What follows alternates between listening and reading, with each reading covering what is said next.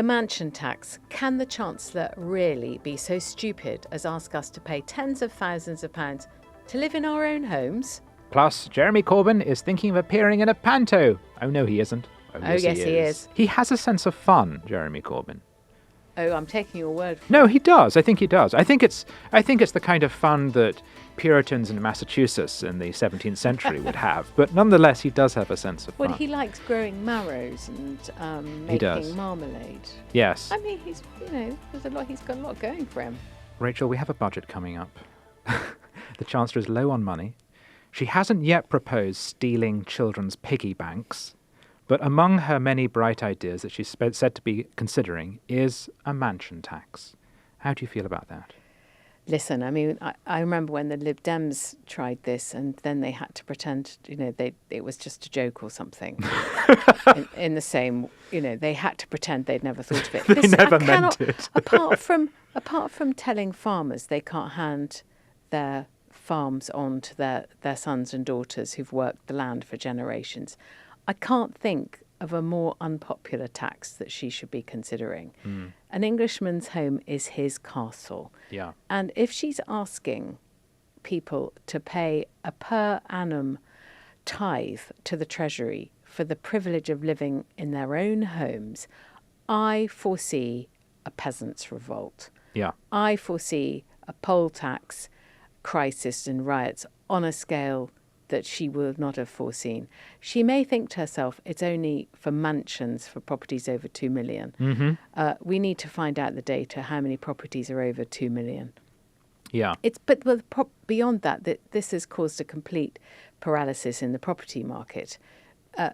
She has this unerring ability to suggest things and which managed to gum up and sort of destabilise the economy in ways that you and I couldn't even think of. Yeah.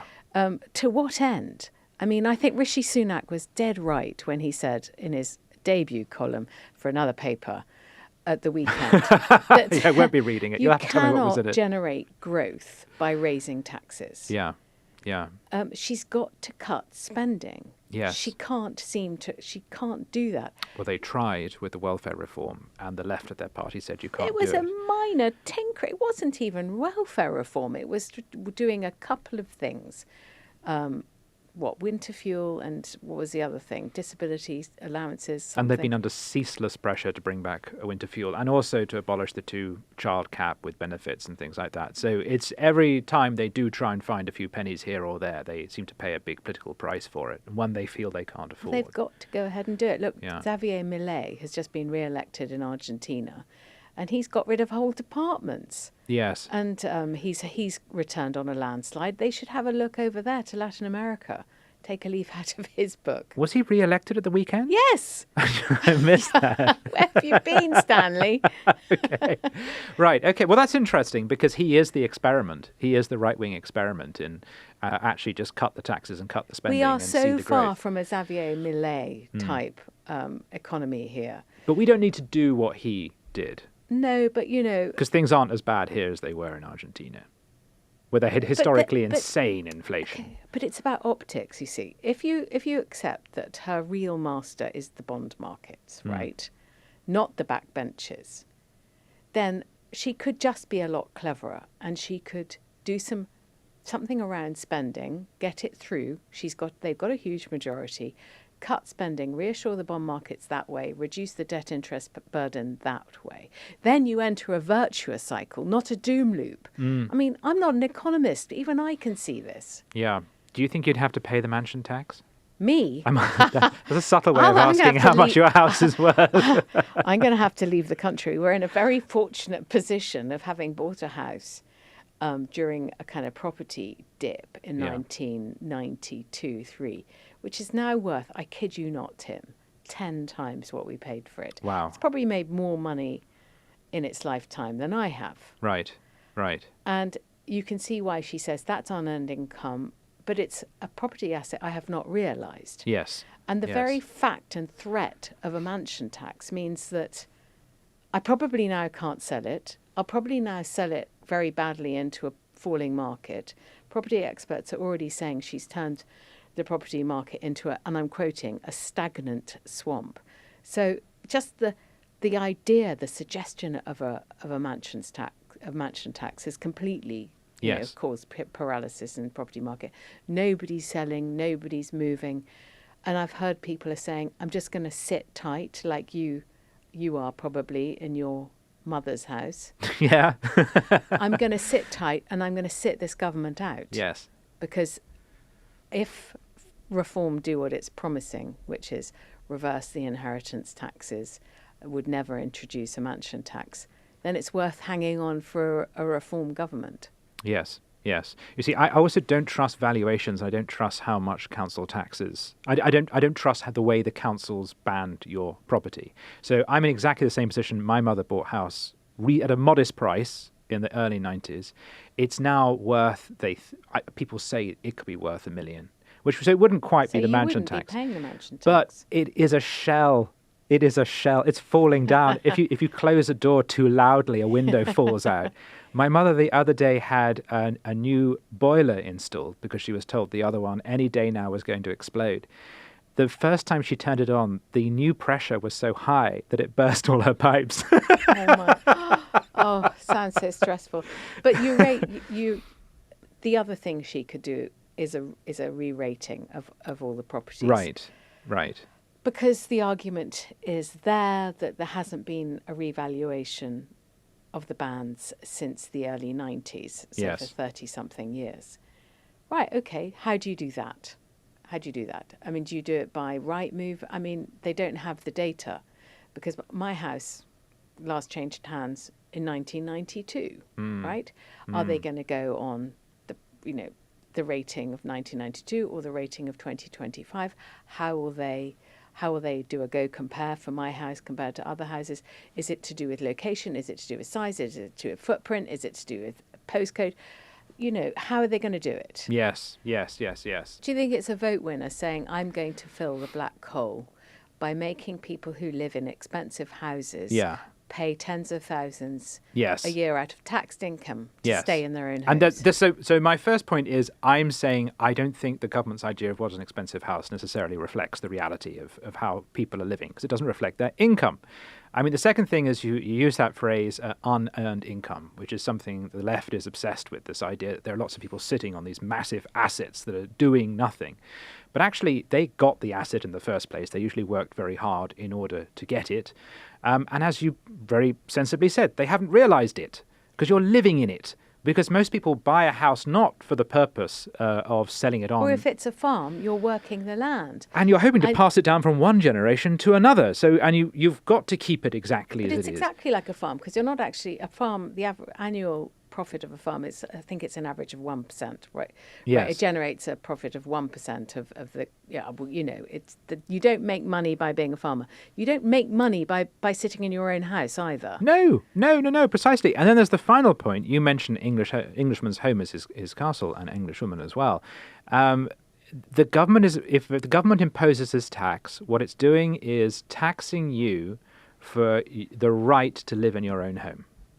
You're paying the government a sum of money in order to have the right to stay living in your own home. And it hasn't worked in other countries. Right. I mean, I think Spain, out of the EU, is the only one who's retained any vestige of any kind of wealth tax. Yes. The other ones, France abolished the wealth tax in 2018, Germany in 1997, Sweden in 2007. And the others have got a kind of a modest, they get a modest and Spain is always the revenue Spain from is it. always the outlier because it is a left-wing government. It's a relatively popular one. It survived COVID, which is very unusual. But what people forget is the Prime Minister is very good looking. That's very important. I mean, and that's worth like a million votes. You say that, but I don't know what he looks like. I mean, is he like Justin Trudeau? Has he got a Katy Perry type girlfriend? But Justin Trudeau also survived against the odds. And I'm telling you, it's worth 5% or so in the polls. So poor Keir Starmer. He's doomed. He's doomed. He Although it didn't like work for Rishi Whippy. Sunak, who I thought was quite good. He looks like a Mr. Whippy. Sorry, did who worked for Rishi Sunak? It didn't work for Rishi Sunak, who I thought was quite good looking. But am I the only one who thought that? Because my joke when he got elected was I said Britain isn't ready for its first good-looking prime minister. Yeah, that didn't work because it's because he isn't. He looks very healthy. Yes. But he is tiny. He is microscopic. People don't realise that until they see him in real life and fall over Well, I him. did see him in real life last week. I saw Right. Camilla at the same event with Rishi. Yes. And he was all kind of bright-eyed and bushy-tailed and excited about his new gig Yeah. and his new, charity and, getting children to do maths or whatever it is. Yeah. Very important. Yes. Very important, yet boring. That'll get him out of poverty. Do algebra. Which party are you with right now? I'm not with any party. Good. Okay. I'm with the Johnson party still. That's better than the one you were in, because you were associated with the Lib Dems for a while, but that's ended. That's right? oh my goodness. Right. Okay. That was a long time.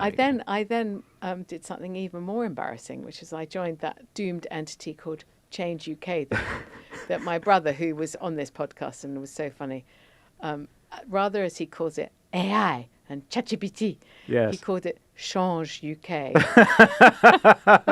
Do you remember Change UK? Yeah, I do. Gosh. There were some extraordinary personalities involved in that. Chuka, Anna Soubry, Anna Soubry, that's right. Heidi.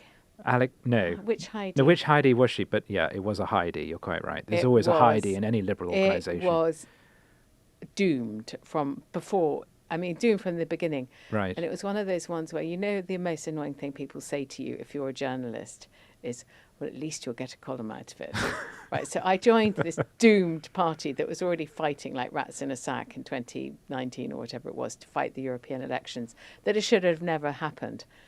And I did get a book out of it. Right. But then I contend that Boris actually announced the first lockdown in March 2023 because my book was... No, when was it? March 2020. Because my book was coming out 4 days later. Right. And he thought, I've got to get the bookshops closed. I've got to make sure Rachel doesn't have her launch party. Is that how competitive the family is? Oh, You might yes. shut down a country to kill your sister's book. Yeah, to kill the book launch. Did you see his interview on this programme? I did. I listened. listened. Yes. Well, I can't say I saw it, but I did Right. listen to it on a dog walk round Wormwood Scrubs, and I thought it was highly entertaining. And also, where's my cocoa? Yeah. No, you weren't offered cocoa. I thought he was actually offered coffee, but it turns out he was indeed offered cocoa because the machine wasn't working.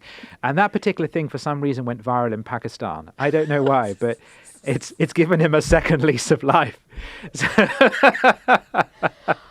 But while we're discussing... He was so pleased with the cocoa. He was, He's wasn't like he? a Yes. kind of toddler. Yes. I yes. mean, I would have been pleased with cocoa too, compared to the coffee offering. While we're talking third parties, your Yes. party, not your party, but your yes, party. the Corbyn Sultana The party. Corbyn Sultana party. Jeremy Corbyn is appearing in a panto this year. The name of which one is it? What's it called? The name of which escapes me. Here we are. The former leader and now, this is what it says on my script, former Labour leader and now leader of your party, Jeremy Corbyn, is swapping the Commons for some Christmas fun.